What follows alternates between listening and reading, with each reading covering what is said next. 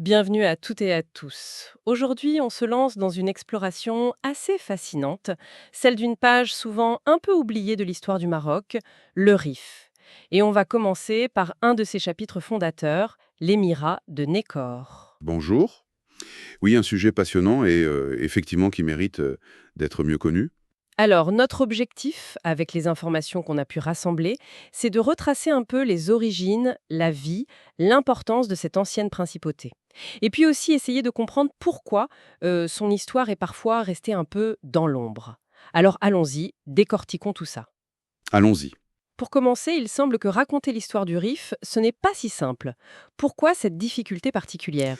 Bah oui, c'est vrai. La géographie, d'abord, elle joue un rôle énorme. Le Rif, c'est une chaîne de montagnes, hein. L'accès est souvent compliqué. Hmm, Et ça, historiquement, ça a limité les échanges, la communication, et donc aussi ça a freiné la recherche historique systématique. Les sources qu'on a, elles montrent un certain déséquilibre. C'est-à-dire. C'est-à-dire que comparé à d'autres régions du Maroc, le Rif, surtout pendant la période du protectorat espagnol, a été moins étudié en profondeur, moins de fouilles, moins de recherches publiées. D'accord. On a un exemple assez frappant qui ressort, c'est celui de la préhistoire. La recherche, elle semble s'arrêter un peu aux portes du Rif central, vers Taza, Guersif. Oui, exactement. On connaît des sites majeurs comme la grotte de Tafouralt, avec des vestiges humains très anciens, mais au cœur même du Rif, pas grand-chose de comparable. C'est ça. Alors, est-ce qu'il y avait personne ou est-ce qu'on n'a juste pas assez cherché?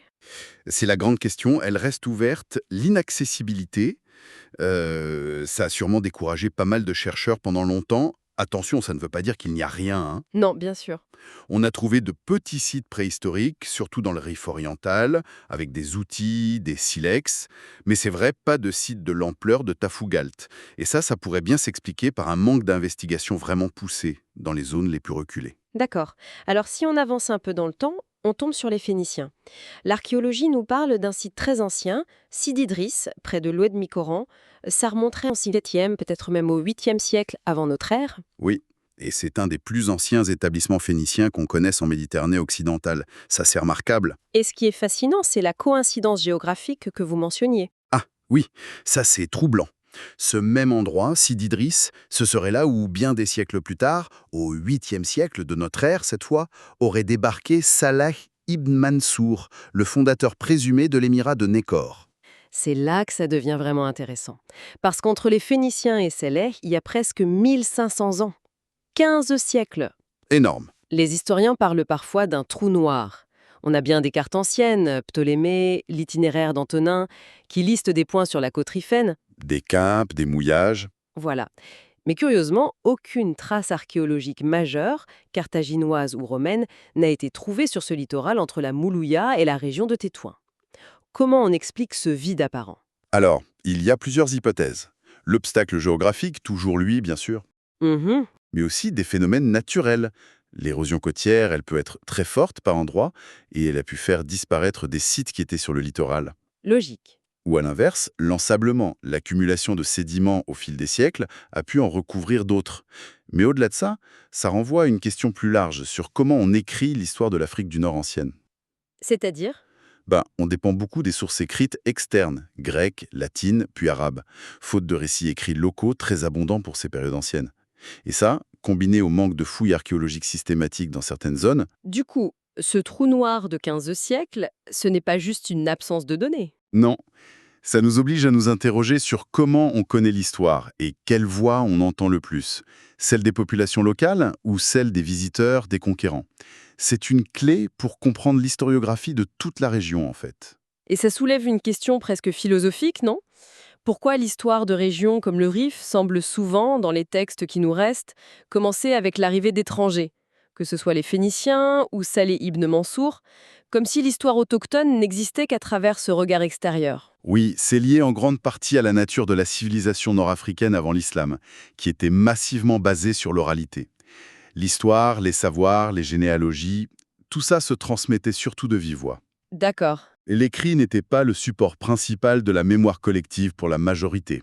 Alors, oui, l'écriture libyque, l'ancêtre du tifinagh, existait, mais son usage pour écrire une histoire détaillée, une chronique, semble avoir été limité.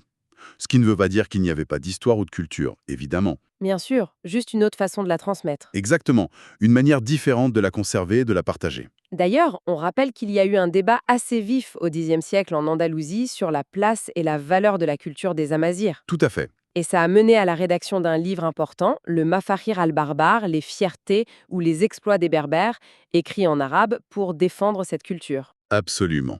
Et il faut nuancer l'idée d'une absence totale d'écrits produits par des Nord-Africains. Les Amazighs ont beaucoup contribué à la culture méditerranéenne, mais souvent en utilisant les langues dominantes de leur temps.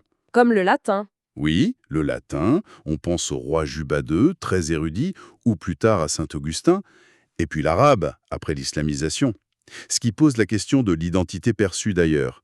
Un Amazigh écrivant en latin est-il vu comme romain? En arabe comme arabe? C'est complexe. Très. L'époque almohade, au XIIe siècle, est intéressante pour ça. Ils ont essayé d'utiliser l'alphabet arabe pour écrire la langue amazigh. Une solution pragmatique. Mais bref, cette question de la visibilité historique nous amène justement à regarder ce qui se passait dans le Rif juste avant l'arrivée de Saleh. Parce qu'il y avait bien des structures politiques locales. Justement, quel était ce contexte avant Salih ibn Mansour? Les récits parlent de la conquête arabe, de Ruba ibn Nafi, mais aussi d'une figure locale importante, Kousseya. Oui, Kousseya, un chef amazir puissant basé près de l'ancienne Volubilis. Il semble s'être d'abord allié à un général omeyyade, puis il s'est opposé très violemment à Orba ibn Nafi. Et il a gagné? Il l'a vaincu et tué. Suite à ça, Kousseya a même contrôlé une bonne partie de l'Ifriqiya, l'actuelle Tunisie, depuis Kairouan. Bon, ça n'a pas duré longtemps, il a été vaincu et tué à son tour. Mais sa défaite a eu une conséquence notable. L'armée arabe victorieuse s'est arrêtée à la Moulouya. Ils ont reconnu une sorte de frontière.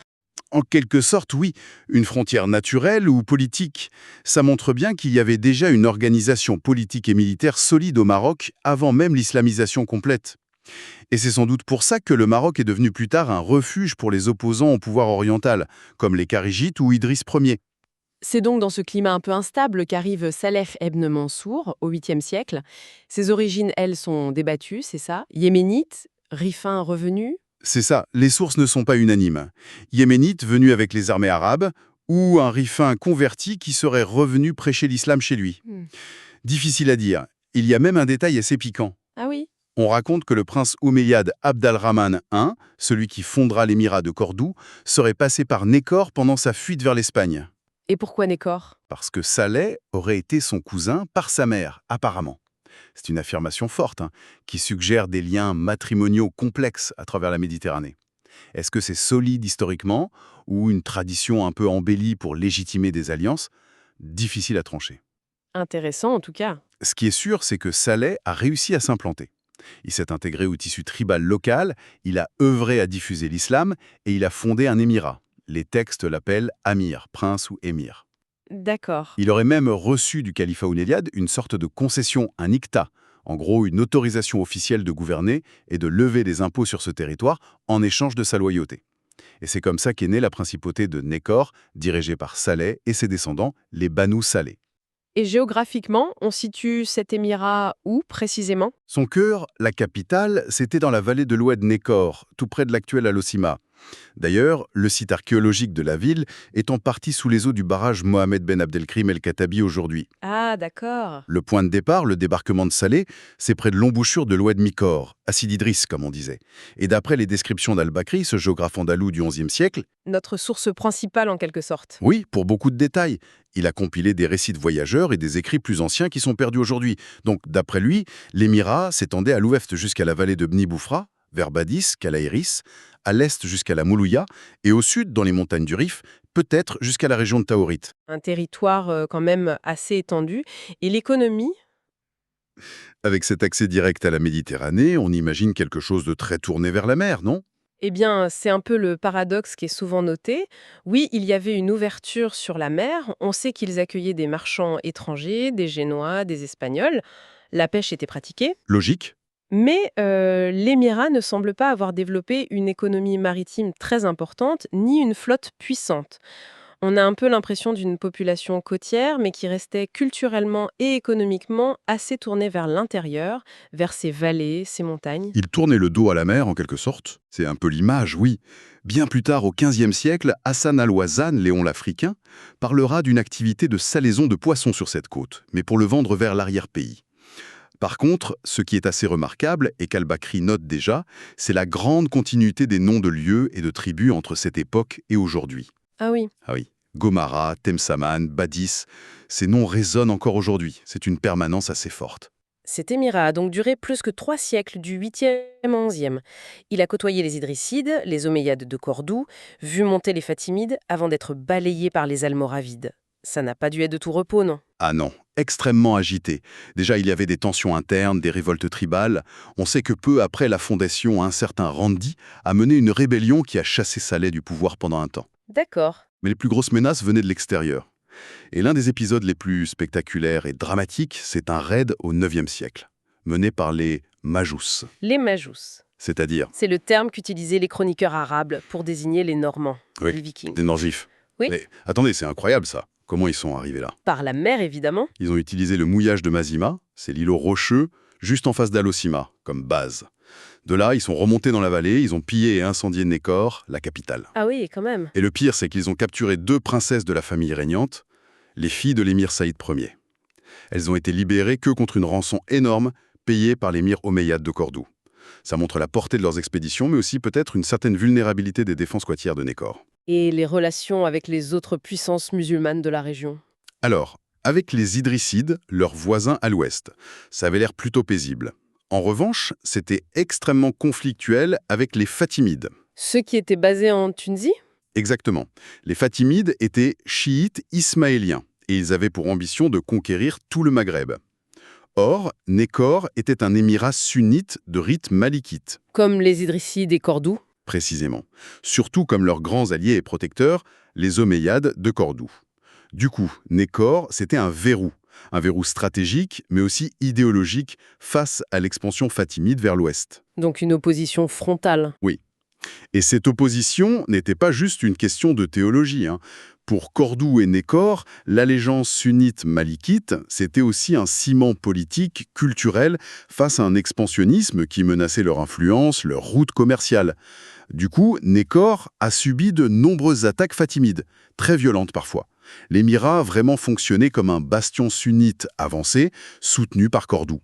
Ces guerres étaient sans doute autant, sinon plus, motivées par des enjeux de pouvoir et de ressources que par la doctrine pure.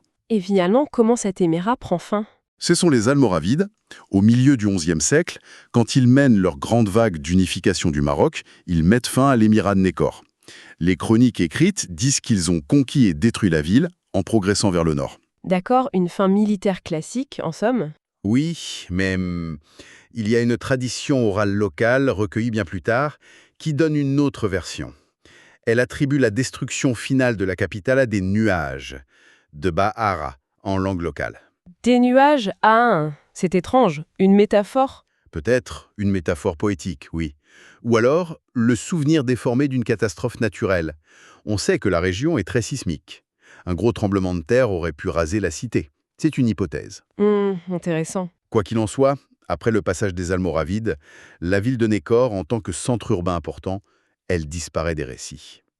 Plus tard, sous les Almohades, l'intérêt stratégique va plutôt se porter sur les ports, comme Badis ou Mazimma. Alors qu'est-ce qui reste de Nékor aujourd'hui? C'est juste une histoire ancienne, un site archéologique sous un barrage? Si on prend un peu de hauteur, on peut voir les choses différemment. La vallée de Nékor elle-même, ce cœur géographique de l'émirat, elle semble garder une importance particulière à travers le temps. Comment ça? C'était la zone la plus riche, le centre névralgique, politique, économique, et on a vu qu'elle a été défendue bec et ongle contre tous les envahisseurs pendant 3 siècles. N'est-il pas frappant de voir que c'est cette même vallée qui deviendra, des siècles plus tard, l'épicentre de la résistance riffaine moderne? Vous pensez à Abdelkarim al-Khattabi? Exactement. L'épopée d'Abdelkrim, la bataille d'Anoual au début du XXe siècle, tout ça s'est joué dans ce secteur non loin d'ancienne Nékor. Il y aurait comme un fil rouge historique, une mémoire des lieux qui perdure. C'est une interprétation forte, oui, suggérée par cette convergence entre histoire et géographie. L'histoire de Nékor, avec sa longévité, sa résilience face aux menaces venues de la mer comme de l'intérieur, et cet attachement très fort à ce territoire précis de la vallée. Ça pourrait peut-être éclairer cette tradition de résistance, cet amour de la terre qu'on dit si caractéristique du Rif. Un attachement qui traverse le temps. Oui, et qu'on retrouve même, dit-on, chez les générations issues de l'émigration qui continuent d'investir, de revenir dans la région de leurs ancêtres. L'histoire, même lointaine, elle pèse, elle façonne les identités collectives, quoi. Alors, si on devait résumer, qu'est-ce qu'on retient de tout ça? L'histoire de Nékor, finalement, elle nous montre une principauté riffaine ancienne, bien plus durable et organisée qu'on ne l'imagine parfois. Oui, capable de résister aux défis internes et aux puissants voisins. Un acteur important sur l'échiquier régional, surtout comme rempart face aux Fatimides, et sa fin, qu'elle soit due aux Almoravides ou à une catastrophe, eh bien, ça n'enlève rien à son importance comme premier jalon connu d'une histoire régionale complexe, marquée par ce lien très fort à la terre. Tout à fait. Et ça nous laisse avec une question en suspens, une piste de réflexion pour conclure peut-être.